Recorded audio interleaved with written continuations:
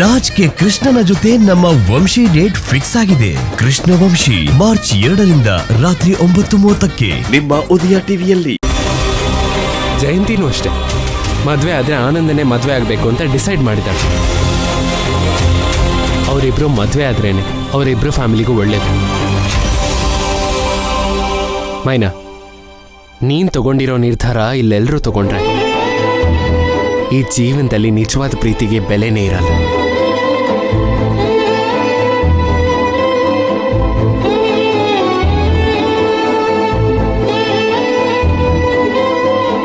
ಎಲ್ರೂ ಫೋರ್ಸ್ಫುಲಿ ಬದುಕಬೇಕು, ಪ್ರೀತಿ ಮಾಡಬೇಕು ಅಂತ ಮಾಡ್ತಾರೆ.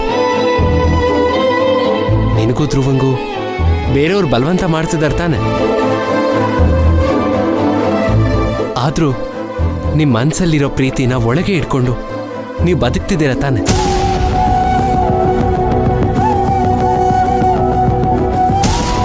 ಹಾಗೆ ನಿಮ್ಮಿಬ್ಬರ ಪ್ರೀತಿನ ಇವ್ರಿಗೆ ಮಾದರಿಯಾಗಿ ತೋರಿಸಿ. ಇವರಿಬ್ರು ಜೀವನನ ದಯವಿಟ್ಟು ಹಾಳು ಮಾಡಬೇಡಿ. ಜಯಂತಿ, ನಿನಗೆ ನಾನು ಸಪೋರ್ಟ್ ಮಾಡ್ತೀನಿ. ನಿನಗೂ ಆನಂದ್ಗೂ ದೇವಸ್ಥಾನದಲ್ಲಿ ನಾನು ಮದುವೆ ಮಾಡಿಸ್ತೀನಿ. ಮದುವೆ ಮಾಡಿಸಿ ನಿಮ್ಮ ಮಾವನ ಮುಂದೆ ಹೋಗಿ ನಿಲ್ಲಿಸ್ತೀನಿ. ನಿನ್ನ ತಂಗಿ ಅಂದ್ರನ್ನ ಚೆನ್ನಾಗಿ ಓದಿಸಿ ಅವ್ರ ಫ್ಯೂಚರ್ನ ಸೆಕ್ಯೂರ್ ಮಾಡೋದು ನನ್ನ ಜವಾಬ್ದಾರಿ. ನಾನಿದ್ದೀನಿ ಜಯಂತಿ, ಟೆನ್ಷನ್ ತಗೋಬೇಡ. ನಿನಗೆ ನನ್ನ ಮೇಲೆ ನಂಬಿಕೆ ಇದೆ ತಾನೆ? ಇದೆ ಸರ್. ಹಾಗಾದ್ರೆ ನಿನಗೂ ಆನಂದ್ಗೂ ಮದುವೆ. ನೀನು ನನ್ನ ಮೇಲೆ ಇಟ್ಟಿರೋ ನಂಬಿಕೆನ ಇಲ್ಲಿ ತುಂಬಾ ಜನ ಇಡಲ್ಲ. ಅದಕ್ಕೆ ಅವ್ರಿಗೆ ನನ್ನಿಂದ ಏನು ಸಹಾಯ ಮಾಡೋಕ್ಕಾಗ್ತಿಲ್ಲ. ಸರಿ, ಇದರಲ್ಲಿ ಎಲ್ರಿಗೂ ಒಪ್ಗೆನಾ? ಮೈನಾ, ನೀನೇನು ಹೇಳ್ತೀಯ?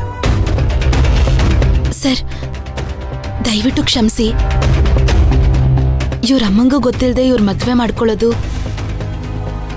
ನನ್ಗ್ಯಾಕೋ ಇಷ್ಟ ಆಗ್ತಿಲ್ಲ. ಇದು ನಿನ್ನ ಅಭಿಪ್ರಾಯ. ಅದೇ ಥರ ನಿರ್ಧಾರನ ನೀನು ನಿನ್ನ ಜೀವನದಲ್ಲಿ ತಗೊಂಡಿದ್ದೆ. ಸ್ಟ್ರಾಂಗ್ ಆಗಿದ್ದ ಧ್ರುವನ್ ಮೈಂಡೇ ನೀನು ಚೇಂಜ್ ಮಾಡಿದ್ಯಾ. ಹಾಗೆ ಅದರಲ್ಲಿ ನಾವು ಯಾರೂ ಇನ್ವಾಲ್ವ್ ಆಗೋದಕ್ಕಾಗಲ್ಲ. ಇವರಿಬ್ರು ಲೈಫಲ್ಲೂ ನಾವು ಇನ್ವಾಲ್ವ್ ಆಗೋಕ್ಕಾಗಲ್ಲ. ಇವರೇನೇ ಡಿಸಿಷನ್ ತಗೋಬೋದು, ಅದು ಅವರಿಷ್ಟ.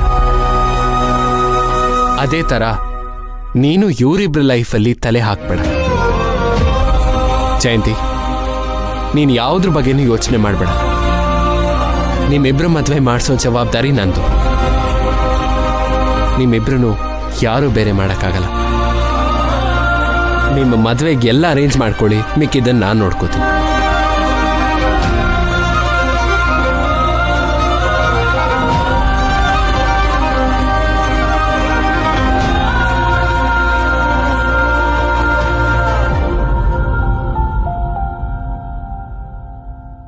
ಮೈನವ್ರೆ, ಸಂತೋಷ ಪಡಿ. ನಮ್ಮಿಂದ ಅಂತೂ ಇಂಥ ನಿರ್ಧಾರ ತಗೊಳ್ಳೋದಕ್ಕಾಗಲಿಲ್ಲ.